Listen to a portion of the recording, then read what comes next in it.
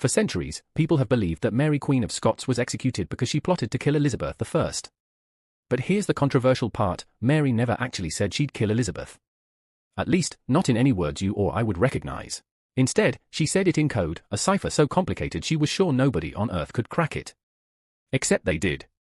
Elizabeth's spies cracked it so easily it almost feels illegal. Mary thought her letters were perfectly secure, but Elizabeth's intelligence service was literally reading them before Mary herself got the replies. So the real question is this: how did Elizabeth's spies read every one of Mary's secret coded letters without her ever realizing she'd basically been communicating inside a glass box? All right. Grab a snack. Because this story has everything: spies, smugglers, cryptographers, beer barrels, coded alphabets, invisible ink, and the 16th century version of Gmail scanning your emails. Let's begin. So here's the situation. Elizabeth I, Queen of England, Protestant, smart, paranoid, allergic to marriage, and extremely aware that half of Europe wants her dead.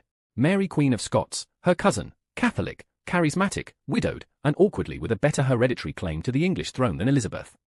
It's basically the worst possible family reunion dynamic. After a series of disastrous marriages, Mary ends up imprisoned by English nobles in 1568. She flees to England for protection, and Elizabeth says, "Sure, I'll protect you. But also, house arrest. Forever. Think of it like being invited for a sleepover and never being allowed to leave." But here's the fun part: while Mary is stuck in castles, Elizabeth's government is stuck with a political nightmare. Mary is the rallying point for every Catholic rebellion in Europe. As long as she's alive, Elizabeth can't sleep. As long as she's imprisoned, Mary can't stop plotting. It's a stalemate with ruffles and petticoats. Now, meet the man who makes this story possible, Sir Francis Walsingham. Elizabeth's Secretary of State, and the unpleasant mixture you'd get if you crossed Sherlock Holmes, a human bloodhound, and a tax auditor. Walsingham is pathologically obsessed with keeping Elizabeth alive. He builds the first professional intelligence network in European history: spies in France, informants in Spain, undercover priests, coded intercept stations, the whole deal. If MI6 had a great-great-great-great-great-grandfather, Walsingham is it. And Mary Queen of Scots? She is his final boss fight. Walsingham knows Mary is plotting, and Mary knows Walsingham is watching. So Mary does the obvious thing: she uses secret coded letters. Walsingham does the even more obvious thing: he reads them. Mary didn't use simple substitution ciphers like A equals X. No, she used something much fancier: a nomenclator cipher with substitutions, symbols, homophones, nulls, and special code groups. Basically, a Renaissance version of A stands for butterfly, B stands for club, C stands for triangle, and oh yeah, 27 different symbols all mean Queen of England. It looked secure. It felt secure. Mary was confident. Which, of course, is exactly when history decides to humble you. Because Elizabeth had a man who could break it. His name was Thomas Philippes. Never heard of him? Good. That's his vibe. Skinny, pale, probably permanently sleep-deprived, and capable of doing more damage with a quill than most armies with cannons. Philippes was a cryptanalyst decades ahead of his time. He broke codes using pattern recognition, frequency analysis, linguistic prediction, and sheer frightening brain power. This guy was so good he once decoded a letter while having lunch. And here's the reason: every secret letter Mary wrote might as well have been posted to Buckingham Palace's group chat. So now you might be wondering, if Mary's letters were so secure, how did they even get intercepted?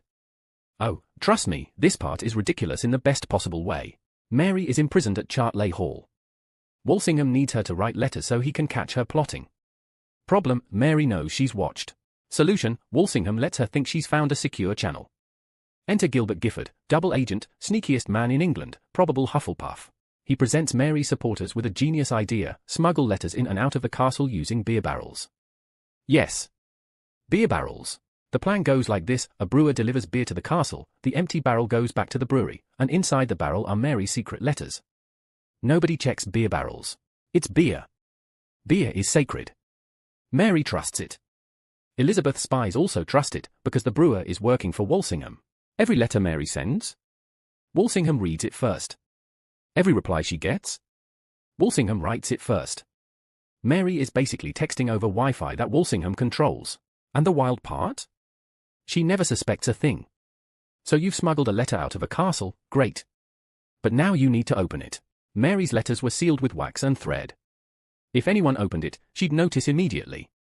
Or so she thought, because Walsingham's team had perfected the art of unsealing letters invisibly.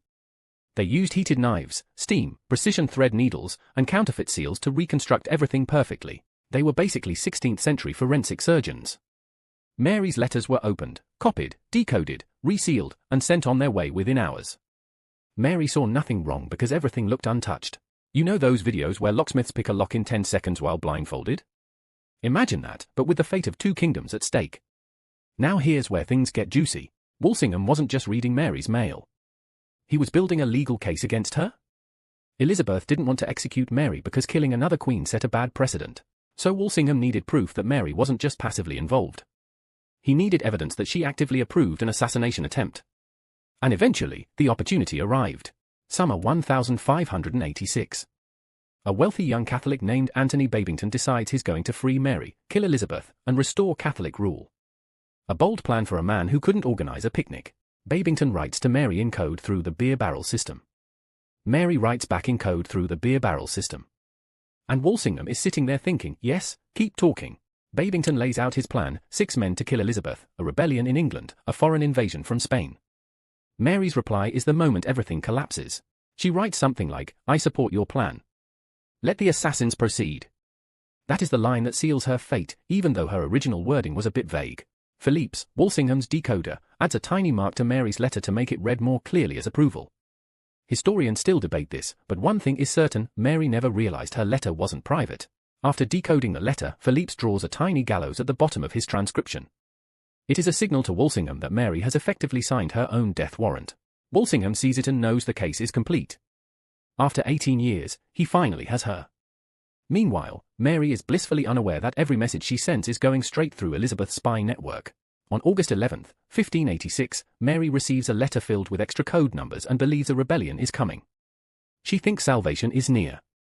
Then there's a knock. It's soldiers. They search her room, find coded letters, find cipher keys, find everything. Mary reportedly says, all is lost. But even then, she still doesn't realize how it was lost. She thinks someone betrayed her, a servant, a priest, a sympathizer. She never guesses the truth. She was betrayed by the beer barrels. Her trial begins and it is not in her favor. She is a foreign queen with no lawyer, no defense witnesses, and no access to the original letters. Mary argues that she didn't write what they claim. But the decoded letters say otherwise, and she never gets to see the originals. The council already has everything it needs. Elizabeth signs Mary's death warrant and immediately panics. She tries to blame Walsingham afterward, claiming she didn't mean for things to move so quickly. Walsingham politely reminds her he only followed her orders. Elizabeth performs public guilt, but privately she knows Mary could never be freed or kept alive forever. Mary's execution is dramatic: the red dress, the long speech, the botched beheading. But the darkest detail is that she dies believing her code had kept her safe. She thinks a human betrayed her. She doesn't realize that Walsingham was reading her messages in real time. She dies unaware that every single letter had been opened, copied, decoded, and flawlessly resealed. Her story triggers chaos across Europe. Catholic nations rage, Spain rages, Scotland rages, and the Pope rages. Philip II uses Mary's execution as one reason to launch the Spanish Armada. Now let's talk long-term consequences.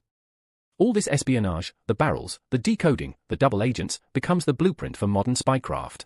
Walsingham creates code-breaking bureaus, agent networks, misinformation campaigns, courier surveillance, and systematic letter-opening labs. This is MI6 in embryo form. If you've ever wondered how Europe shifted from knights and castles to international intelligence agencies, the answer is this moment. The Mary Queen of Scots case becomes required reading for spies centuries later. So what's the real lesson? People say Mary's biggest mistake was trusting the wrong people, but that's not quite true. She failed because she trusted her encryption more than she understood her vulnerability. She assumed that because her code was strong, her messages were safe. But security isn't just about the cipher, it's about delivery channels, unseen surveillance, human error, and compromised networks. Mary lost because she believed her system was perfect. Walsingham won because he knew no system is. And ironically, the whole thing feels extremely modern. Swap beer barrels for a VPN. Swap cipher sheets for email encryption. Swap Elizabeth's agents for your internet service provider. Suddenly, it doesn't feel like the 1500s at all. Mary believed her letters were private. Elizabeth's spies were reading them before she even got replies. Mary thought she outsmarted the system. Walsingham built the system she was trapped inside. Mary trusted secrecy, but secrecy was the illusion. And in the end, she didn't lose because she used code, she lost because the enemy was already inside her channel.